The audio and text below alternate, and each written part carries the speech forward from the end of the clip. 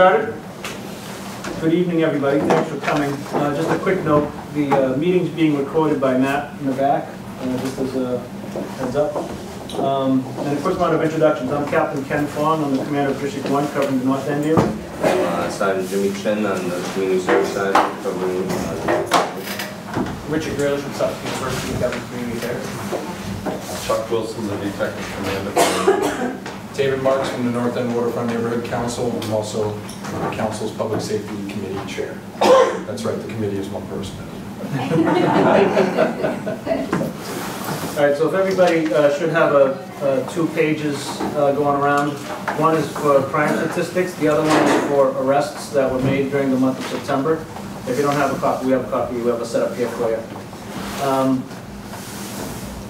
We'll go over the individual incidents, but I do want to mention briefly that, I forget the exact date, but a couple of weeks ago we had an opportunity to take a walk through the North End on the overnight. So this was after midnight, and it was a great walk on a brisk Thursday night. And I'll turn it over to you, Dave. Thank you, appreciate that. Yes, this was advertised on northendwaterfront.com.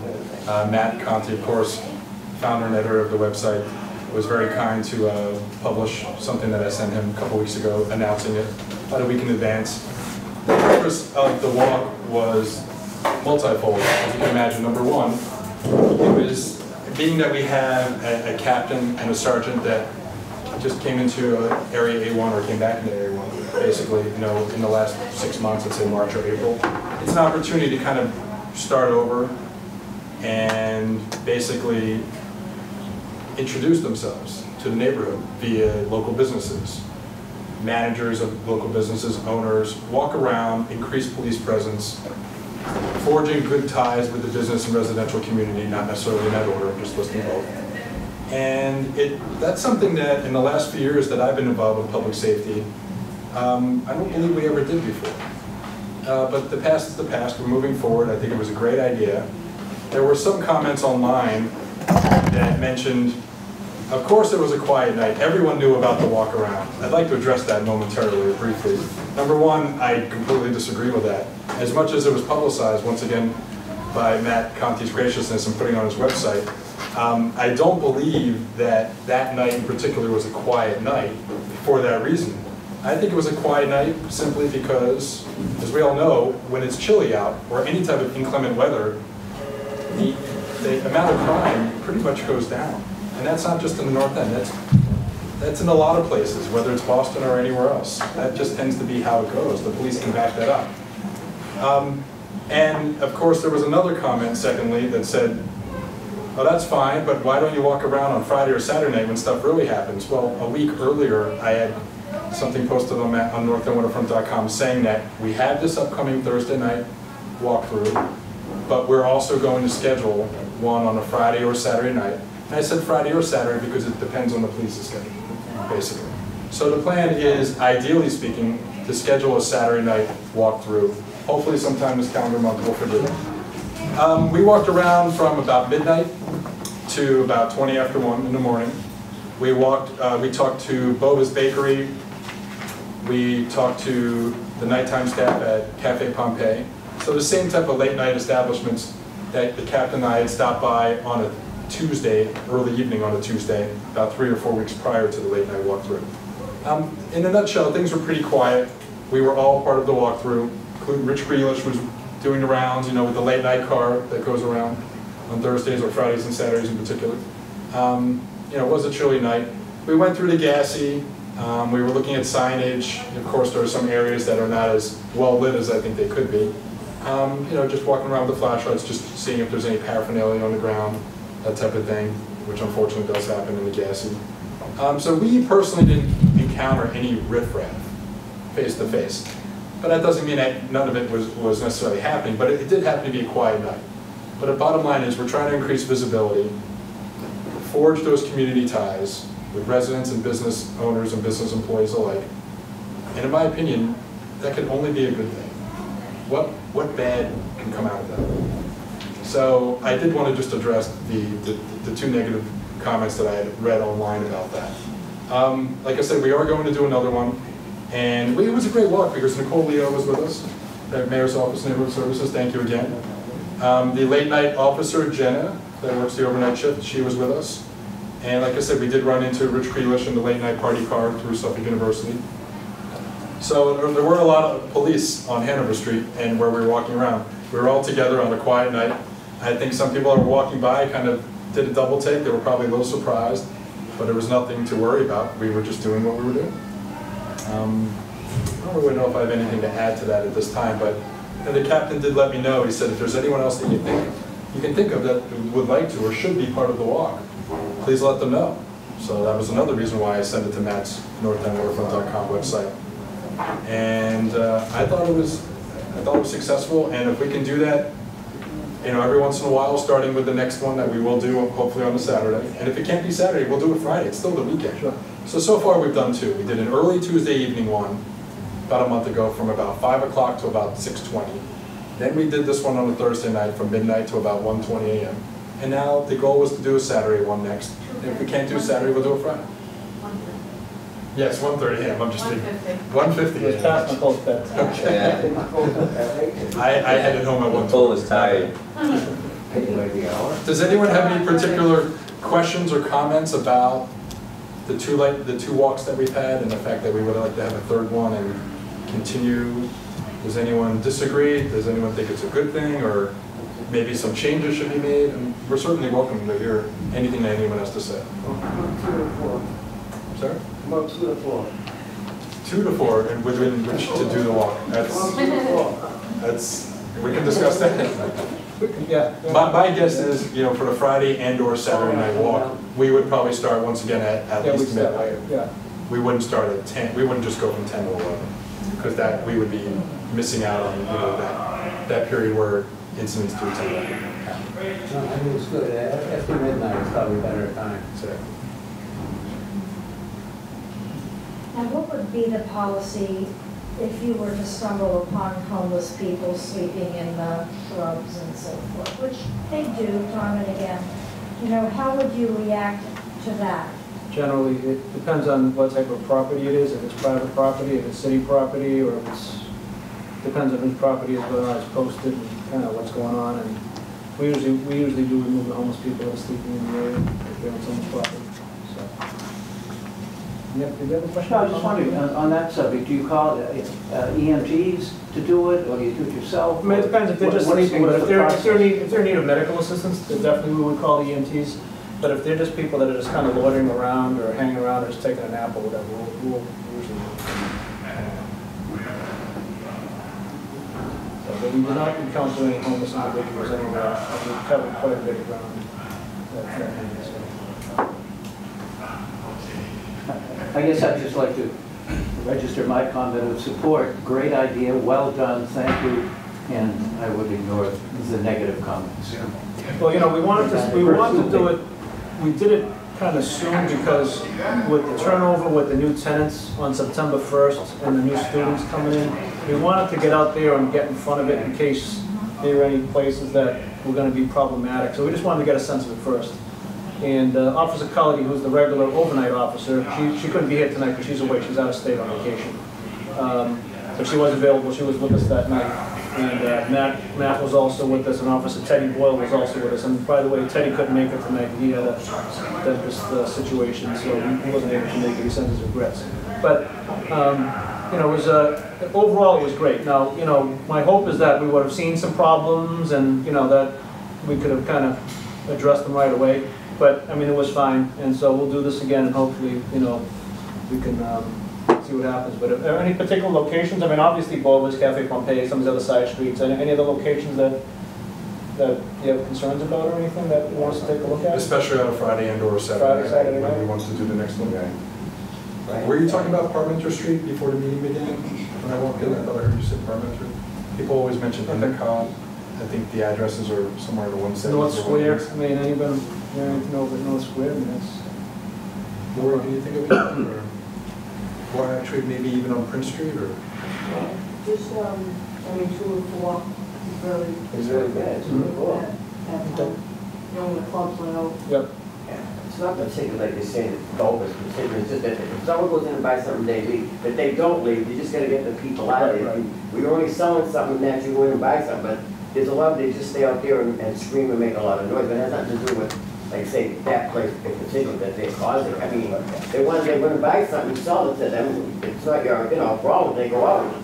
Yeah, no, we're not blaming Bogus. Yeah, for it. you We need just- someone, We didn't want to just keep the Yeah, we kids need that to are allowed get, out the corner, we just to want to get keep the them. people just moving out of there, that's all. And when we stopped by Bo's, we particularly did talk about the police detail that used to be there. And Yes. they were just saying, Yes. that's just a shift. James, People just Jimmy don't want to was take the there. shift or whatnot. It's- Jimmy was there on the weekend, he was really, really good. I was up with him all the time. They were beeping their horns, he'd flash the light, keep residents asleep, and he was really good, he'd go after everybody.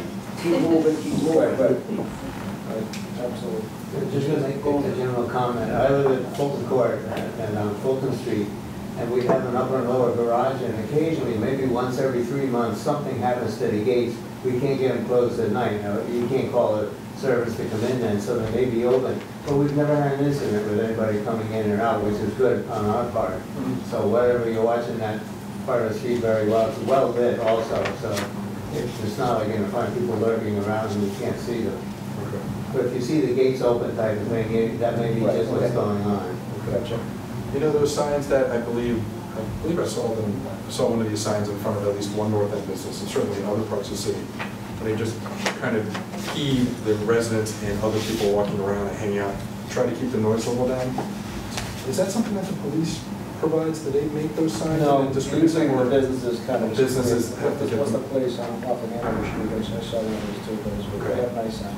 It was very tastefully Exactly. stylistic, but please be considerate of the neighbors. Exactly. Keep the noise down. It'd be great if we could see those, or at least see more of those rather than just ones. Yeah, yeah, absolutely. So, but that's up to the businesses. Once in a while in the morning, like if I get up early, cut through the Greenall Lane, that park is sometimes a lot of beer cans and beer bottles and stuff. I don't know how lit it is at night. I think they have some lights in them. But they probably, kids find a dark spot and do what they gotta do. So I don't know if we walk through there at all. Sometimes you hear them on Unity Street and then kind of goes over that way. I also want everyone to know that the captain has been very, very, very accessible, at least personally, and I know it's not just in regards to me. Very, very easy to contact in a timely fashion too. It gets back to me very quickly. And so in the last couple of weeks, because I did offer my email address for the neighborhood website to post about the late night walks. Anything that anyone has sent me, whether it's via text message, video clip, anything, I've immediately sent it to the captain. And he's gotten back to me, even if it's just to say, all right, duly noted, or we'll check it out, or this and that. Would now be a good time to talk about the GSE incident, or if you want to maybe talk about that, and I can add to it, or if you want to go into the stats now. Okay, why don't I go into the stats? There we go. Perfect. All right, so the first sheet that went around is the Part 1 crimes that occurred during the month of September. And I'll talk about the incidents really briefly. There were 2 aggravated assaults. Both were actually domestic violence incidents. One was at 113 Endicott Street, and this was a dispute between the mother, father, and the nephew. And he pulled out a knife and threatened to kill the father, and that individual, they're going to be seeking complaints against this individual in court.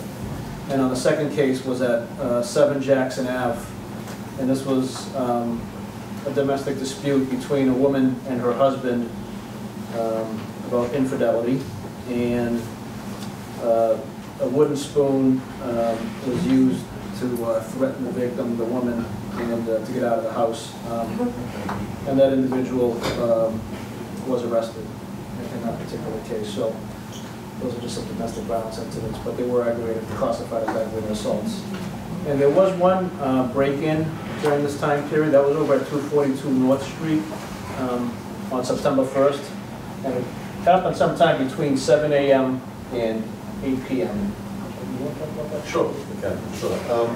It turns out that that was most likely perpetrated by tenants in the same building, and the people on one floor confronted them, turned into an assault. The police got there, the detective that was assigned the case got there, and to kind of mitigate the situation, the tenants that were accused allowed the police, without a search warrant, to go into their home and search for these items that the other people were claiming were stolen from them. They did that, and there was nothing there, and they all decided to kind of let it go, and nobody wanted to press charges. But I could be wrong, Captain, was that the only B&E? Yeah, that was the only B&E. So it's clearly not something that concerned us, so in terms of somebody, Like a random. going through it, that could have been just a dispute amongst tenants. Yeah. And what we always do look out for is for any patterns of crimes, whether it's car break-ins, house break-ins, or anything. And so, you know, once we see a pattern or some sort of trend developing, we jump on it quickly. We have primary analysts at headquarters that help us do some research. The detectives do a lot of work, and then actually all of us right here, we read every report that is written on the district every day. We know, we have a pretty good sense of what's going on. Now, that raises a question. If you're in a scene like that, and you're given permission verbally to go in and search a place and without a warrant, does that get anybody into trouble later on where they say, oh no, you can't do that? Yeah. But Give a shot yes to that one. You seize the opportunity. Yeah, well, it sounds like a good thing to do. It comes down to standing. So if you have a roommate and you give me permission to search the whole place, and I walk into your roommate's room and he has something there that's clearly contraband, that would be thrown out of court because you didn't have the standing. So we like to get warrants whenever possible, but this was more on the line. It wasn't so much a police search for evidence as it was to mitigate an argument between tenants that are going to bump into each other a couple of times a week in the hallway. So it was kind of more like, look and see, there's nothing here, kind of calm things down, more than it was a police action. It was kind of more of a community service action than a police investigatory action. I never, ever want my guy searching a house without a search warrant. We'll freeze a house so people can't leave, and then we'll get a search warrant. Oh, you can do that. The search- Okay, and then there were two auto thefts during this time. One was September 14th at 130 Endicott Street, and that was a 2016 Buick LeSabre that was reported stolen. I think I'm not sure if that vehicle was running. I think that vehicle was left running. That was taken. And then the other one occurred on September 18th, and that was stolen and recovered, and that one did have the key left in it as well. So, you know, so we always mention at meetings about, you know, securing vehicles and also securing property in vehicles too, because we had a couple of break-ins to cars. There were actually 4 car break-ins during this time period. One was at 221 Hanover Street, and this was sometime between 7:30 and 10 o'clock, and that was a chain that was taken. That one, they believe the valet person may have been involved, so the detectives are looking at into that to see if that's actually the case. That wasn't like a break-in. But this one was, so 346 North Street, this car was broken into, the window was smashed, and then a bicycle was taken out of that. And so whenever valuables are visible inside of a car, bicycle, but primarily what we see are GPS devices, laptops, iPads, handbags, wallets. That's the type of stuff that is usually a quick smash and grab when we see these things. Sometimes it's kids, sometimes it's others with substance abuse issues or something like that. September 1st, this was on the overnight on Endicott Street, and someone observed a male leaning into his car, and then a laptop computer was stolen in this particular case. And on 158 Commercial Street, window was smashed and a Garmin GPS was taken, and that was on sometime during the overnight time. And that's it for the auto break-ins. And then there were a couple of larcenies. And there were 6 larcenies, but 3 of them were actually kind of related, and I'll go through them. 107 Salem Street, there was a, Rico's woman had a wallet taken when she went to use the ladies' room. And, you know, Yeah, so, oh, I'm sorry, what did I say? Some comment on the Okay. ceiling. And so the woman left her handbag hanging over the chair, so it wasn't a force used. This one I'll hold off on. 226 Hanover Street. Chair over the handbag also. A chair on the back of the handbag. Handbag on the back of the chair, I'm sorry. I'm tired, I was riding around the bicycle, I was riding all through the north end today. You actually have a lot of hills here, you don't realize it. I didn't realize it, not as bad as Beacon Hill, but you still have a lot of hills here. And so credit cards were taken, and $182 were taken in that particular case. And then 9 Charter Street was a bicycle taken over there, a Trek bike worth $700. So the other larceny incidents were all at the Spalding Rehab.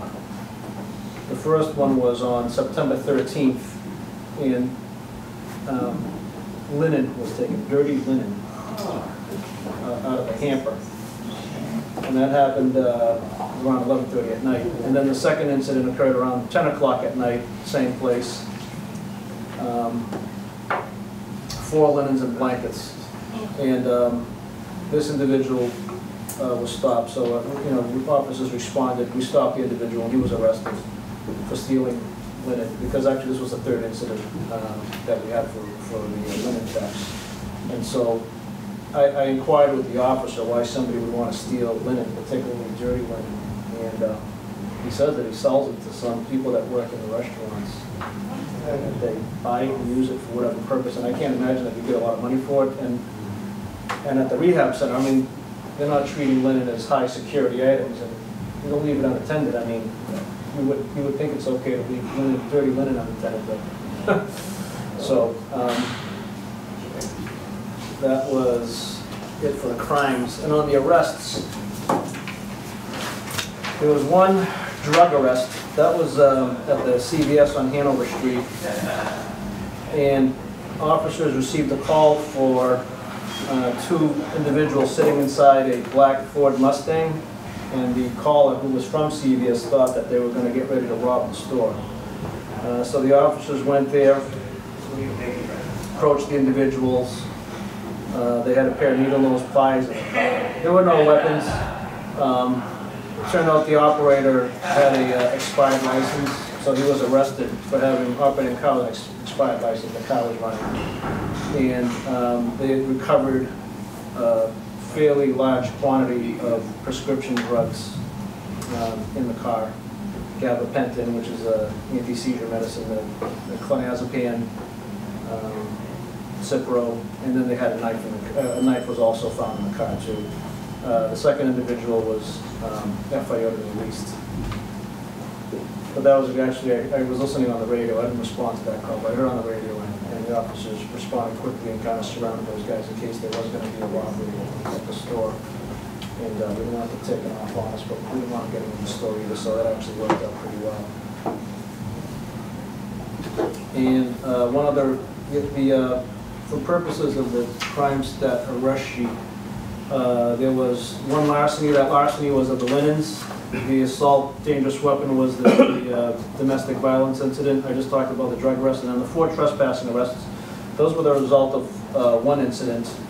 And we got a call on September 13th, actually it was September 12th at around, well, the original call came in at 10 p.m., but it was for loud music, but we received the wrong address. The caller called back at 11, gave the wrong address again, so there was nothing to that, you know, there was no loud music at the wrong address. She called back again at midnight and corrected the address, and then Rich and the DPD officers responded over there by about 12:15 or so and shut the music down. So that wasn't an issue, and we did follow up. Teddy Boyle did follow up the following Monday, I believe it was, and read the riot act. These weren't young kids. These were like not old professionals, but, you know, in their late 20s. And they were fully cooperative and apologetic. We also talked to the management company, Harvest Management, we also talked to the management company. So I think they totally got the message. And, you know, just on that note, we trying to let people know when we get complaints, whether we have someone there immediately or not, we'll always try to follow up. Just to let the management people know and the tenants know that, you know, hey, even if it was like, yeah, last Friday night you guys had a party, you know, we're going to take up complaints against them. So later on that night, officers responded over to the Prince Street Park and while checking on that prop, so they went back and checked on 138 Prince Street, it's across the street from the park. And they went over to the park, and then there were 4 kids that were drinking in the park, and there was some marijuana usage. And actually there were 5 kids in the park. The officer approached the 5 kids, asked them for identification. One of the kids was very cooperative, and he gave up his information, he was allowed to leave. The other 4 kids were not as cooperative, and they were placed under arrest for trespassing. They weren't charged with a public thing. They were young kids. They didn't seem like bad kids, but you know they weren't cooperating with the police. So that covers all the arrests and crimes. But yeah, I just have some follow-up. In regards to what you said, what started off as one alleged incident, a call about a loud party on a Friday night a few weeks ago. At first, they thought it was coming from an address on Endicott Street. North Margin. Or North Margin, right around there, I'm sorry. But then it turned out that it was the Prince Street address. Yep. And then, like you said, as part of a follow-up on the Prince Street address, that's when you encountered the group of gentlemen that were at the Gassy. Mm-hmm. There was some talk about what is the policy in the parks as far as you're technically allowed to hang out in the park until what time? And when we did our late night walkthrough, we found, I know we found one sign, but I don't remember if there were 2, but there were 2. There was one in the center. There's one in the center and then one on the wall. Yep. And for that particular park, and that was a law. That was a statute, I think, that dictated that. I believe it said for the Gassy Park on Prince Street, it was a 9:30 p.m. And I think the general understanding is for your typical or average Boston City Park, it doesn't tend to be 11. But this one's 9:30, and I think some people might not have known that those signs were there. And personally, I live right down the street, and I didn't even know those signs were there. But we did see the signs. And this was 2 a.m. now at this point. So And this all happened at 2 a.m., Yeah, right? that's So could you clarify, you know, moving forward, give some good solid examples as to, here's a scenario where you most likely will be arrested if you're hanging out in the park late at night, whether you're a North End resident, whether you're 18, 25, or you're from the North Shore and you're hanging out. Give us an example of like, okay, under these circumstances you will be arrested, just so that people can know and maybe spread the word. And well, I mean, in this particular case, 2 of these kids were underage also. I think one was 18, one was 20. But, you know, as a general rule, we're not, it really depends on the community. So if the community's making some strong complaints, we may take stronger enforcement action. And if it's just kind of a routine thing and we're just throwing some kids out of the park, we'll just throw them out of the park. In this particular case, these kids, well, 4 of the 5 weren't particularly cooperative with the officer. So, you know, if we don't know their names, because what typically happens is if we go there, hey guys, you can't be drinking, sorry officer, you know, we're gonna head on our way, pour the beer out, whatever it is. I didn't know the park was closed. We'll get their information and then we'll leave. If they refuse to give us their information, now it's like, well, then what do we do now? And so now they've kind of escalated the incident a little bit for the officers, and the officers need to identify these individuals, because if they're back again, and actually I know at least one of these individuals was previously spoken to by the officer about being in the park. So, you know, so in those particular cases, always case by case. I mean, whether they're a resident or not a resident, I mean, that's almost irrelevant. We don't really ask kind of like, you know, where you live, and that makes it okay or not okay. The park's posted, so there's no trespassing. And the reason that is that it's 2 o'clock in the morning. That park closes particularly early because I know the neighbors have complained over the years because it's such a densely populated residential neighborhood that, you know, any noise travels, you know, and it's quiet, it's close by, so, you know, and we've received numerous complaints for that, down below and up above at the gas. And, you know, again, just trying to be thorough for anyone that may or may not you know, read North, I keep saying it, but it's a great resource, northendwaterfront.com. I've read the same type of comment several weeks in a row over the last month or so, talking about we don't have enough police. If we need to bring in state police.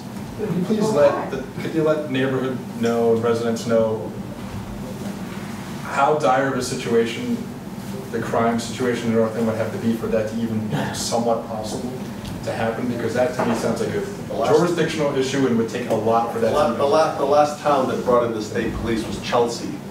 They went into receivership and they had to bring in the state police. So that was a financial issue. Not Chelsea. Right. No, it was crime ridden and they didn't have the resources. Okay. Yeah, we generally don't. You'll never see it. And the point of me bringing that up is because, again, it's out there online and just trying to separate fact from fiction. Yeah. That's all, for everyone, not just for me, but for anyone that's interested. I'm curious, on like the trespassing, when you make an arrest, I presume you take them down to the station. Yes. How do they get released? It depends on their age, but typically the bail commissioner will be contacted, and then a parent can come pick them up if they're a juvenile, or they can bail themselves out if they're an adult. And it depends if they have warrants or other things that they might be held in custody until the following court date. These particular kids were all bailed. Yes? I mean, I would say like from 1 to 3, just in general, it's like a sporadic, continuous noise. Where? I mean, just like Prince, Salem, it's like 10 minutes, then it would stop, and then it's another group, They should bring the then it's wake 10 up minutes, and go then it's back. another group, and it's like, you know, just yelling, screaming, singing, the signs, the trash barrels, then it stops. Starting to fight with Then it's, you know, another, you know, horn beeping, then it's another 10 minutes, like a group, Right. then it stops, then it's a group. So it's not something that you're gonna call the police, oh, there's a group of kids making noise. Then it stops, then another 10 minutes, oh, call the police, and you're not gonna keep getting out of bed. Call the police, call the police. So it's something like, if you could just have a car. So, I mean, I know it's hard because you can't have the more important things going on elsewhere. You know what I mean? I know you can't spare. I mean, with that being said, we do on the weekends.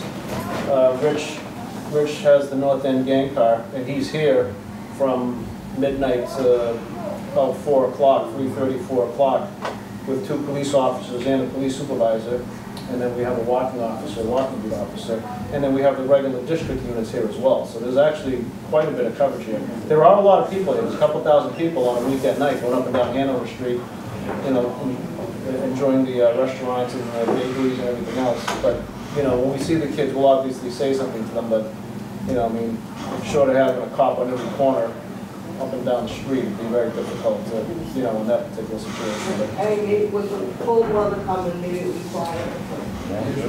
usually, yeah. No, we'll let the midnight shift guys know and to try to swing by there It's as not something that many times as they can during the evening. Right, there's noise, like, you know what I mean?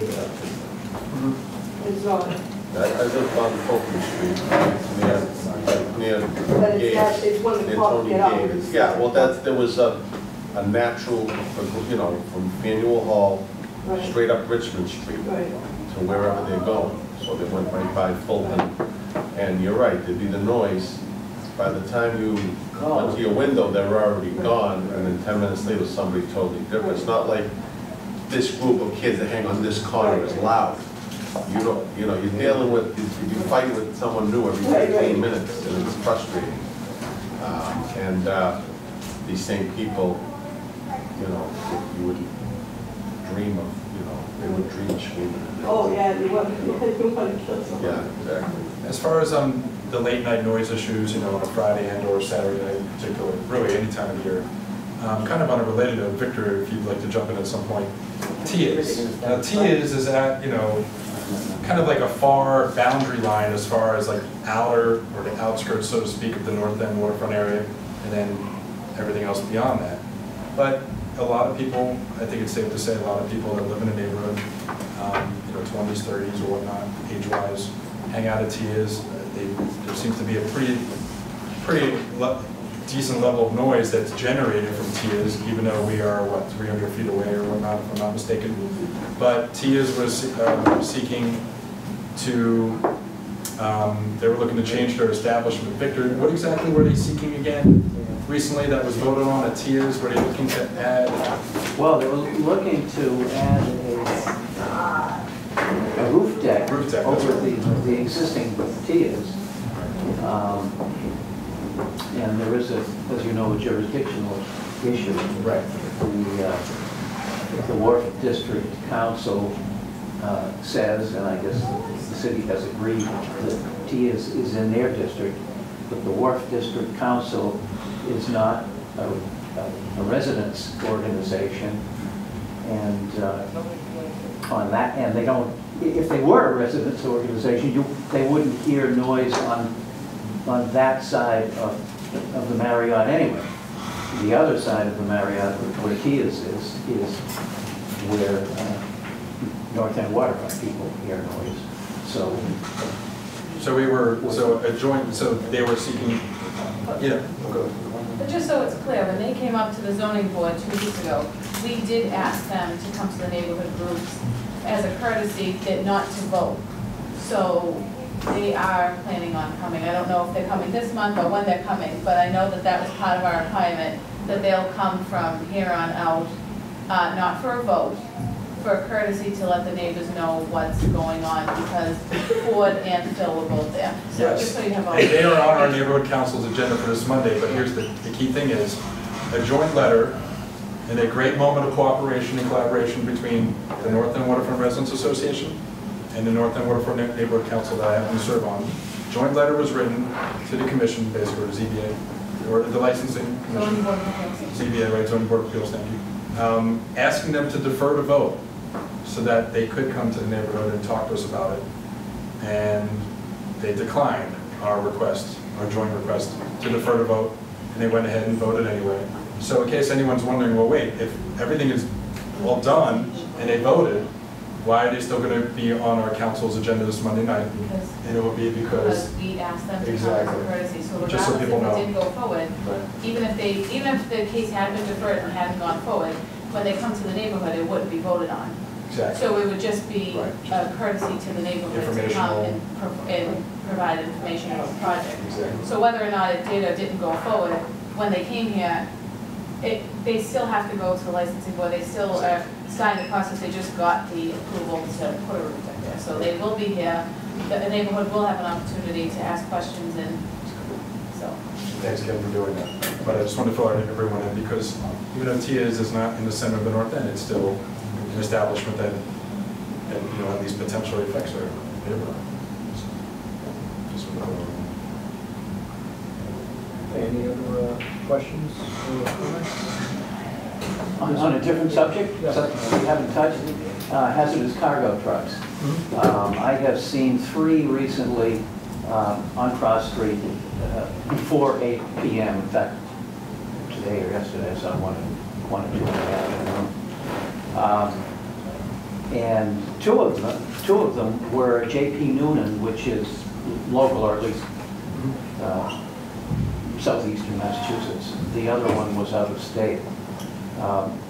What should I do? I had a phone number that I think Matt gave me a couple of years ago, which I don't know where it is now, that would get me into someone in the police department who is dealing with So that.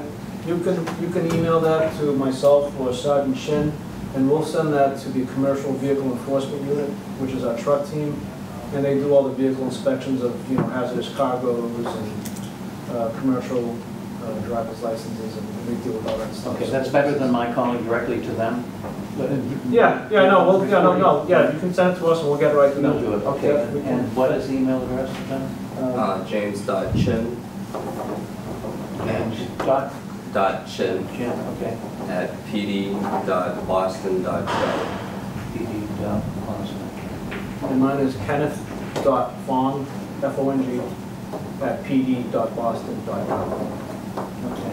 Victor, it's interesting that you mention that, because coming home from work, where I work is right across the street from the Harbor Garage, on Custom House Street, right by State, India, Broad, those streets. And I actually, right when I was coming out of work, I saw the commercial enforcement vehicle from the police, and they pulled over a tanker, and my immediate thought was, pull them over, because they were cutting through at an hour that they weren't supposed to be. And I said to the officer, did you pull him over for such and such? He said, that's right. Took a quick photo and I sent it to our neighborhood website, and I believe Matt published it right away. So. What happens, I think, is that the GPS points them to use these streets, and they don't, they're not from around here, so they don't know, and then they come through, and that's what causes the problem. Well, J.P. Noonan certainly. They're regulars, they should know, they're just kind of being sneaky, and that's another issue. Yeah, but our truck team, our commercial vehicle enforcement team, if you tell them that they're coming through at a certain time, you said before 8 p.m., I'm sure they'll have a unit come by and sit there and wait. Yeah, if you can be specific. Very specific, like what days, what times, things like that. Oh, sure, yeah, I would give you date, time, and license, registration. Thank you. They seem to maintain an active presence in that part of the city, because I always see them pulling people over on my morning commute to work, going down the Greenway. So they do seem to be around for whatever reason. Well, we had other issues in other parts of the district with tour buses and things like that, so they come down, they're down here a lot to help us out with that. Well, as long as we're getting into a general discussion, I have seen what looked like security cameras at the corner of North Street and Cross Street that seem to be aimed at the upramp. Upramp? Yeah. Which means what? They're mass DOT? I wonder if there's some way that you folks can get into the They could be cameras for the back. tech center. BTV?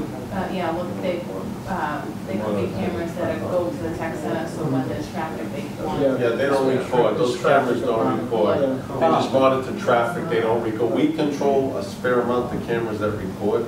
Obviously, our needs are different than the traffic department. They're just looking at, If those are the cameras. probably, But they don't They're record, on they're Main Street. real time to Yeah. help with traffic issues, so they can reset the traffic signals and all kinds of other stuff.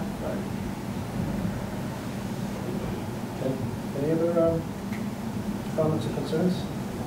All right, so the next time that when we get this walk scheduled, we'll put it out, Matt put it out, and anybody that wants to join us, more than welcome to. And that's it. Thank you very much. Thanks, everyone. Coming.